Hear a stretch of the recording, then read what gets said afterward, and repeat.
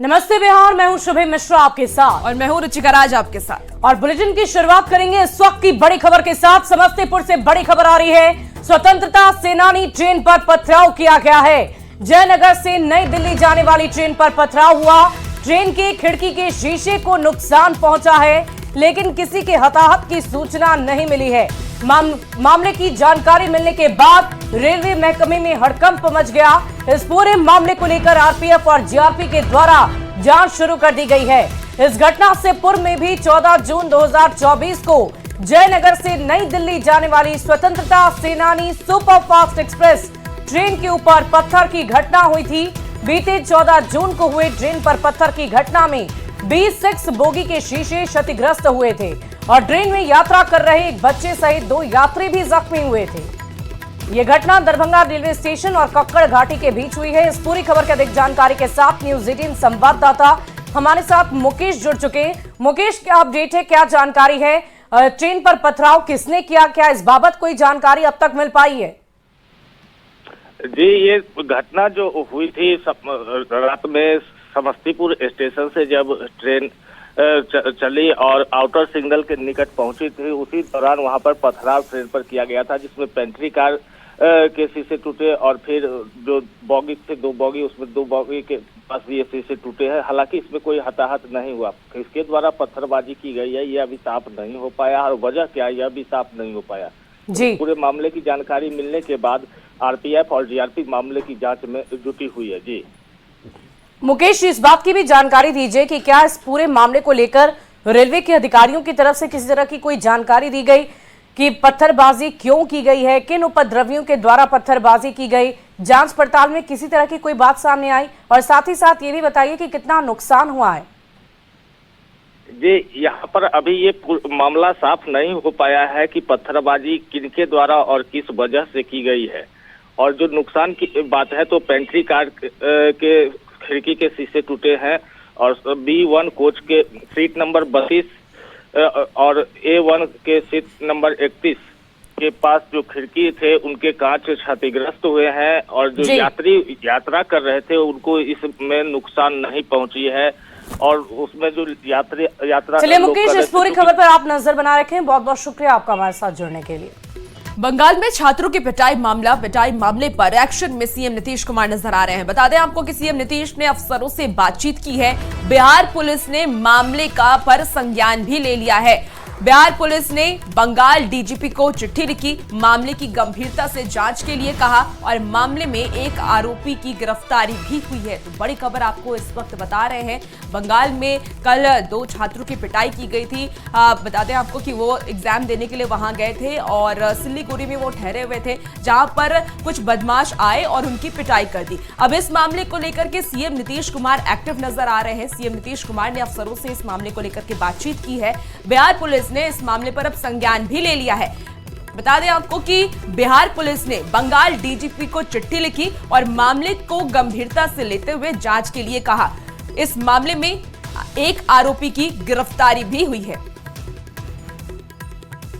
वहीं पश्चिम बंगाल में बिहार के छात्रों को धमकाने वाले रजत भट्टाचार्य को पुलिस ने हिरासत में ले लिया है, लेकिन उसके पहले केंद्रीय मंत्री गिरिराज सिंह ने वीडियो को पोस्ट कर बड़ा सवाल उठा दिया है। सवाल है कि पश्चिम बंगाल में बिहारियों की पिटाई पर ममता क्यों नहीं दे रही सफाई? मान दीजिए, कोई बड़ी बात नहीं है। ज्यादा बात बोलता है, बैठ जा, बैठ तो रहे। धमकाने, धक्का देने, धक्का देकर गिराने और फिर कान पकड़कर उठक बैठक कराने की ये तस्वीरें पश्चिम बंगाल की है, जिसे खुद शेयर किया है केंद्रीय मंत्री गिरिराज सिंह ने। सोशल साइट एक्स पर पोस्ट के जरिए पश्चिम बंगाल में बिहार के बच्चों के साथ मारपीट का आरोप लगाया था। गिरिराज सिंह ने सोशल मीडिया एक्स पर लिखा था कि बंगाल में रोहिंग्या मुसलमान के लिए रेड कारपेट और परीक्षा देने गए बिहार के बच्चों के साथ मारपीट। क्या ये बच्चे हिंदुस्तान के अंग नहीं हैं? बिहार के बच्चे अगर जा रहे हैं वहां एग्जाम देने के लिए, उनके साथ गुंडाई कर रहे हैं, मार रहे हैं, पीट रहे हैं, भगा रहे हैं।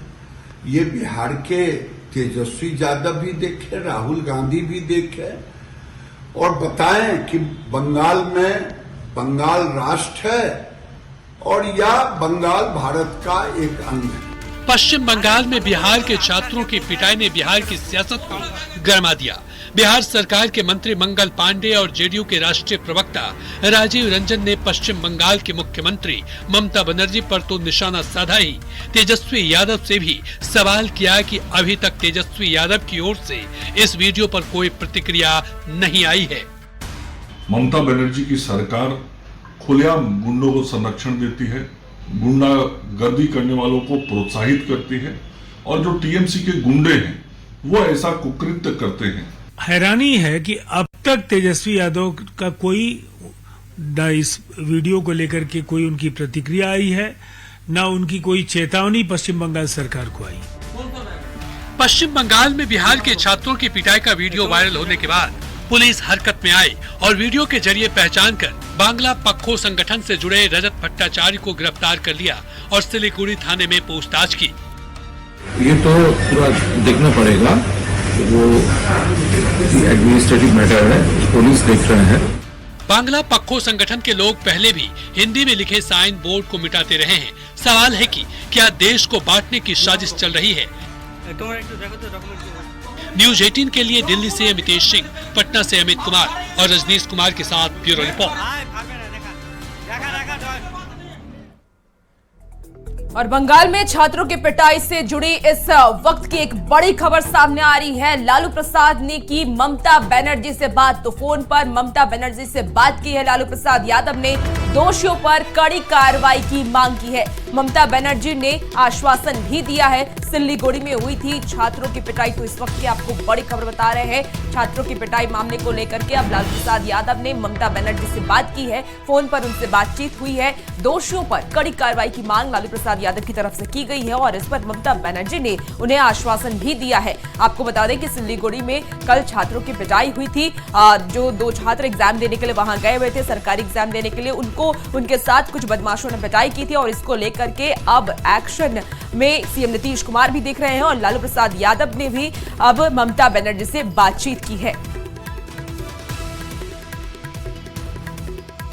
और बंगाल में बिहारी छात्रों की पिटाई पर केंद्रीय मंत्री ललन सिंह ने नाराजगी जाहिर की है। उन्होंने आरोप लगाया कि बंगाल में ना तो कोई कानून है और ना ही सरकार है। बंगाल में अराजकता की स्थिति बनी होती है और यही आरोप लगाते हुए उन्होंने कहा कि बंगाल सरकार को 1 मिनट भी रहने का हक नहीं। अरे बंगाल में कोई कानून है क्या?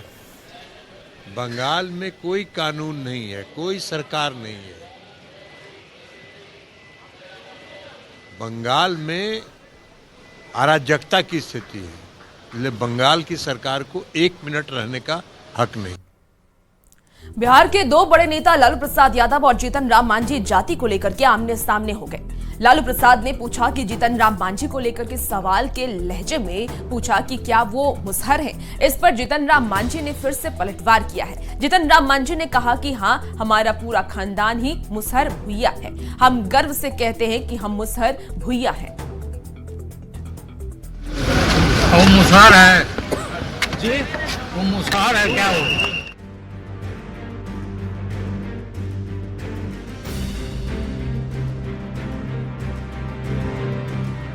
देश की राजनीति के 2 धुरंधर एक दूसरे की जाति बता रहे हैं।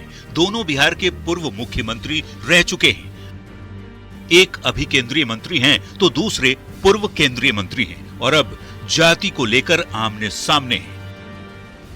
जिस जाति के नाम पर दोनों सियासत के शीर्ष तक पहुंचे, उसी पर सवाल उठाए जा रहे हैं। बात मुसहर बनाम गडेरिया तक पहुंच चुकी है और एक दूसरे की वंशावली खंगाली जा रही है। दूसरी बात, यदि वो शर्मा हमको कहते हैं तो अपने पिताजी के बारे में, तो उनके पिताजी किसके जन्म में हुए हैं? गनेरिया के जन्म में हुए हैं, तो गनेरिया है, वो यादव नहीं है।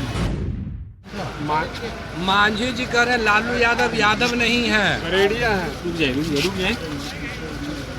वो मुसहर है जी, वो मुसहर है क्या? वो इस विवाद की शुरुआत हुई पिछले हफ्ते नवादा में दलितों के घर जलाए जाने के बाद। घर मुसहरों के जले और आरोप पासवानों पर लगा, लेकिन तब जीतन राम मांझी ने इस घटना के लिए यादवों को जिम्मेदार ठहराया था। जो यादव समाज के लोग हैं वे लोग जमीन के ये में एक आध दो विशाल जाति के लोगों को अपना पक्ष में कर करके उनको आगे बढ़ा करके यहाँ घटना का अंजाम दिया है। इसके बाद तेजस्वी ने जीतन राम मांझी पर तंज कसते हुए कह दिया कि उन्हें तो लोग जीतन राम शर्मा कहते हैं। जीतन राम मांझी जी का नाम मांझी जी है, लेकिन लोग तो इनको प्यार से जीतन राम शर्मा बुलाते हैं, जीतन राम शर्मा। फिर क्या था, जीतन राम मांझी ने तुरंत पलटवार किया और आरजेडी अध्यक्ष लालू प्रसाद को बाल और गडेरिया लिखते हुए सोशल साइट एक्स पर तंज कसा। फिर उसी अंदाज में बयान भी दिया। इसके बाद लालू प्रसाद ने सवाल के लहजे में पूछ लिया कि क्या जीतन राम मांझी मुसहर हैं? वो मुसहर है जी, वो मुसहर है क्या वो? अब ताजा पलटवार किया है जीतन राम मांझी ने। मांझी ने सोशल साइट एक्स पर लिखा, लालू जी हम मुसहर भुइयां हैं। हमारे पिता मुसहर भुइयां थे, हमारे दादा मुसहर भुइयां थे, हमारे परदादा मुसहर भुइयां थे, हमारा तो पूरा खानदान ही मुसहर भुइयां है। हम तो गर्व से कहते हैं कि हम मुसहर भुइयां हैं।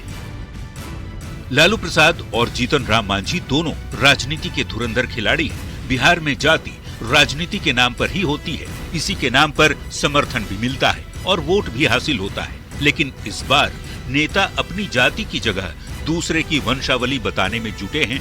देखना होगा जाति वाली ये सियासत आखिर कहां तक पहुंचती है और जाति की लड़ाई गडेरिया वर्सेस मुसहर पर क्यों आई, ये भी बड़ा सवाल है। न्यूज़ 18 के लिए पटना से संजय कुमार के साथ ब्यूरो रिपोर्ट। और बिहार की सियासत में जाति पर जारी जंग बढ़ती ही जा रही है। केंद्रीय मंत्री जीतन राम मांझी ने एक बार फिर लालू प्रसाद और तेजस्वी यादव पर तंज कस दिया है। उन्होंने कहा है कि वे अपने दादा और परदादा का नाम बता सकते हैं, लेकिन क्या लालू प्रसाद अपने दादा परदादा का नाम बता पाएंगे? इसी के साथ जीतन राम मांझी ने स्मार्ट मीटर में गड़बड़ी पर सरकार का ध्यान आकर्षित किया और सरकार से गड़बड़ी को दूर करने का राहत देने की मांग की।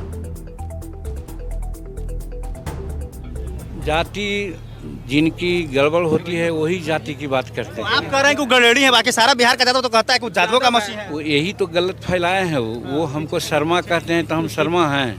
हम अपने बाबूजी का नाम बता सकते हैं, अपने बाबा का नाम बता सकते हैं, अपने परबाबा का नाम बता सकते हैं। वो यदि बतावें तो अपना परबाबा और बाबा का नाम नहीं बता पाएंगे, नहीं नहीं बता। हाँ, बहुत गलत उसमें हुआ है और उसके चेंज के लिए एक अभियान चला है। मैं भी सरकार से मांग करता हूँ, नीतीश कुमार जी से और बिजली मंत्री से, कि स्मार्ट जो मीटर है उसमें बहुत गड़बड़ियाँ हैं। गड़बड़ियाँ को दूर करके लोगों को निश्चित रूप में त्राण दिलावें। आरजेडी विधायक भाई वीरेंद्र ने जीतन राम मांझी की ओर से लालू प्रसाद पर दिए बयान पर निशाना साधा है। उन्होंने कहा कि जीतन राम मांझी केवल कहलाने के लिए मांझी हैं, उनका लालन पालन कहां हुआ है और किन लोगों की मदद से वो जहांगीर हैं। उन्होंने लालू प्रसाद की तरफ गरीबों की आवाज को बुलंद देने की अपील भी की। वो कहलाने के लिए जीतन राम मांझी हैं, लेकिन वहां उनका लालन पालन कहां से हुआ है, किन लोग की मदद करते रहे हैं, ये जग जाहिर है। इसलिए उस पर ज्यादा बोलना, बड़े नेता लोग हैं उनसे ज्यादा बोलना उचित नहीं है। लालू यादव गरीबों के नेता हैं और उन पर कोई सवाल उठाता है तो मैं ये कहता हूं कि लालू यादव से सबक लीजिए, जिन्होंने गरीबों को आवाज जुबान देने का काम किया है। और बिहार में स्मार्ट मीटर को लेकर सियासी बवाल शुरू हो गया है। आरजेडी ने इस मामले को लेकर आंदोलन करने की चेतावनी दी है, तो कांग्रेस भी सियासी रोटी सेकने के लिए मैदान में कूद पड़ी है। वहीं ऊर्जा मंत्री सहित एनडीए के तमाम नेताओं ने आरजेडी और कांग्रेस को उस दौर का आईना दिखाया जब बिहार में आरजेडी की सरकार हुआ करती थी। बिहार विधानसभा चुनाव में भले ही अभी 1 साल से ज्यादा का समय बाकी है, बिहार की राजनीतिक पार्टियां और उसके नेता पूरी तरह चुनावी मूड में आ चुके हैं। क्राइम और पुल के बाद महागठबंधन की पार्टियां स्मार्ट मीटर को सियासी मुद्दा बनाने में जुट गई हैं। फ्री देने के लिए तो जहाँ कांग्रेस का राज, वहाँ 21 यूनिट फ्री दे रहा है। आरजेडी ने स्मार्ट मीटर को लेकर 1 अक्टूबर से आंदोलन की चेतावनी दी, तो भला कांग्रेस क्यों पीछे रहती? उसने एक दिन पहले ही 30 सितंबर से ही सभी जिलों में प्रेस कॉन्फ्रेंस करने और 2 अक्टूबर से जन जागरण का ऐलान कर दिया। कांग्रेस का तर्क क्या है, ये भी सुनिए। आज भी 2022 में एक स्टडी था बिहार में, जिसमें बहुसंख्यक आबादी के पास 65 से 70% आबादी के पास स्मार्टफोन की सुविधा उपलब्ध नहीं है, और ऐसे में स्मार्ट मीटर लगेगा। स्मार्ट मीटर पर आरजेडी के आंदोलन और कांग्रेस के सवाल का जवाब देने खुद बिहार के बिजली मंत्री विजेंद्र यादव मैदान में उतर आए। विजेंद्र यादव ने कहा कि जो लोग सवाल उठा रहे हैं वो बताएं उनके समय में बिजली का उत्पादन कितना होता था, ये बताएं कि उनके समय में बिजली की स्थिति क्या थी, ये बताएं कि उनके समय कितने घरों में बिजली पहुंची थी। 16 के पहले हर घर बिजली क्यों नहीं लगी? क्यों नहीं लगी? जो लोग विरोध कर रहे हैं, अन्य राज्यों में तो था, इस राज्य में कहा 700 मेगावाट चलता था। विजेंद्र यादव ने विपक्ष पर बेवजह एक अच्छी पहल पर राजनीति करने का आरोप लगा दिया। उन्होंने कहा कि बिजली स्मार्ट मीटर में अगर कोई गड़बड़ी है तो उसकी जांच होगी, स्मार्ट मीटर लगना बंद नहीं होगा। 2025 तक हर घर में स्मार्ट मीटर लग जाएगा। कहे हम अनजस्टिफाइड मानेंगे, तो 50 लाख लोग ने विरोध नहीं किया तो कुछ लोग तो हर बात का विरोध करते हैं। 2005 के पहले बिहार में बिजली की स्थिति बहुत खराब थी। बिजली कटने से लोग परेशान थे। नीतीश सरकार ने हर घर बिजली अभियान चलाया और गांव-गांव तक बिजली पहुंच गई। लेकिन इसके साथ बिजली चोरी और बिजली का बिल ना भरने के बहुत सारे मामले सामने आते रहे, जिसके समाधान के लिए सरकार ने प्रीपेड मीटर लगवाने का फैसला किया ताकि बिजली की चोरी रुके और लोगों को परेशानी ना हो। अब हाल के दिनों में कुछ जगहों से स्मार्ट मीटर में ज्यादा रीडिंग की शिकायत आ रही थी। अब आरजेडी इस मुद्दे पर आंदोलन कर सियासी बढ़त बनाने की कोशिश में है। न्यूज़ 18 के लिए संजय कुमार के साथ ब्यूरो रिपोर्ट। बिहार विधानसभा लोक लेखा समिति के अध्यक्ष और आरजेडी नेता भाई वीरेंद्र ने डिप्टी सीएम पर इशारों में निशाना साधा है। उन्होंने आरोप लगाया कि एक मंत्री की ओर से जबरन कमरे पर कब्जा कर लिया गया है, जो गलत है। उन्होंने कहा कि बीजेपी बिहार में अपराध को बढ़ावा दे रही है और आरजेडी की सरकार बनने के बाद सब कुछ ठीक हो जाएगा। आई है, सरकार में शामिल हुई है, बिहार को तहस नहस कर दिया है, अपराध को बढ़ा दिया है और अपराधियों को बचाकर कहते हैं कि हम सुशासन बाबू की सरकार चला रहे हैं। लेकिन मैं कहूंगा माननीय मंत्री जी, कल आप भी विधायक केवल रहिएगा और हम लोग की सरकार चाहे जो भी मंत्री बने, इस तरह का कुकृत्य हम लोग नहीं करेंगे। हम लोग नियम का पालन। और बिहार सरकार के मंत्री और जेडीयू के वरिष्ठ नेता अशोक चौधरी को नीतीश कुमार ने बड़ी जिम्मेदारी सौंप दी है। अशोक चौधरी को पार्टी का राष्ट्रीय महासचिव बनाया गया है और इससे अशोक चौधरी के विरोधियों का मुंह बंद हो गया।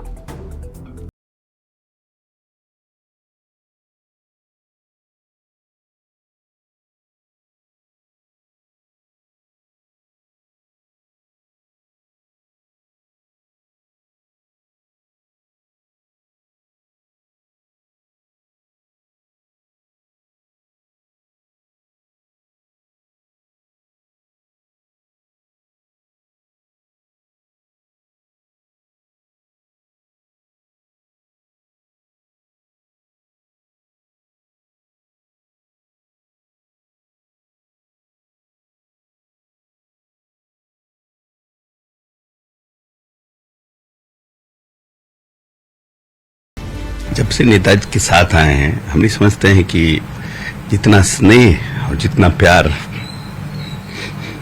नीतीश ने दिया हमको, शायद मेरे आप भावुक हैं। शायद मेरे पिताजी जिंदा रहते तो भी उतना प्यार नहीं दे पाते। हर क्राइसिस के समय में उन्होंने हमें संभालने का काम किया है,